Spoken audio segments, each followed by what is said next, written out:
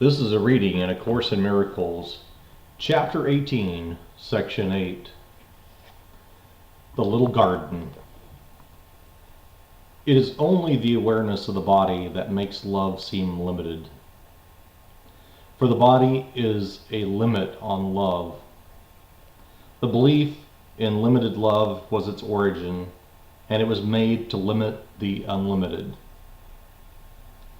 Think not that this is merely allegorical, for it was made to limit you. Can you who see yourself within a body know yourself as an idea? Everything you recognize, you identify with externals, something outside itself. You cannot even think of God without a body, or in some form you think you recognize. The body cannot know, and while you limit your awareness to its tiny senses, you will not see the grandeur that surrounds you. God cannot come into a body, nor can you join him there. Limits on love will always seem to shut him out and keep you apart from him. The body is a tiny fence around a little part of a glorious and complete idea.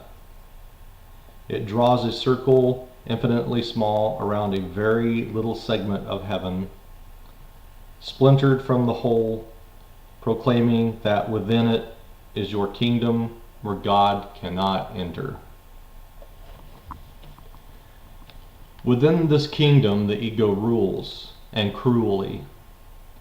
And to defend this little speck of dust it bids you fight against the universe. This fragment of your mind is such a tiny part of it that, could you but appreciate the whole, you would see instantly that it is like the smallest sunbeam to the sun, or like the faintest ripple on the surface of the ocean. In its amazing arrogance, this tiny sunbeam has decided it is the sun. This almost imperceptible ripple hails itself as the ocean. Think how alone and frightened is this little thought, this infinitesimal illusion, holding itself apart against the universe. The sun becomes the sunbeam's enemy that would devour it, and the ocean terrifies the little ripple and wants to swallow it. Yet neither sun nor ocean is even aware of all this strange and meaningless activity. They merely continue unaware that they are feared and hated by a tiny segment of themselves. Even that segment is not lost to them, for it could not survive apart from them. And what it thinks it is in no way changes its total dependence on them for its being. Its whole existence still remains in them. Without the sunbeam would be gone. The ripple without the ocean is inconceivable. Such is the strange position in which those in a world inhabited by bodies seem to be. Each body seems to house a separate mind, a disconnected thought living alone and in no way joined to the thought by which it was created. Each tiny fragment seems to be self-contained, needing another for some things, but by no means totally dependent on its one creator for everything. Needing the whole to give it any meaning, for by itself it does mean nothing. Nor has it any life apart and by itself. Like to the sun and ocean, yourself continues, unmindful that the tiny part regards itself as you. It is not missing, it could not exist if it were separate, nor would the whole be whole without it. It is not a separate kingdom, ruled by an idea of separation from the rest. Nor does a fence surround it, preventing it from joining the rest, and keeping it apart from its creator. This little aspect is no different from the whole, being continuous with it and at one with it. It leads no separate life because its life is the oneness in which its being was created. Do not accept this little fenced-off aspect as yourself. The sun and ocean are nothing beside what you are. The sunbeam sparkles only in the sunlight, and the ripple dances as it rests upon the ocean. Yet in neither sun nor ocean is the power that rests in you. Would you remain within your tiny kingdom a sorry king, a bitter ruler of all that he surveys, who looks on nothing, yet who would still die to defend it?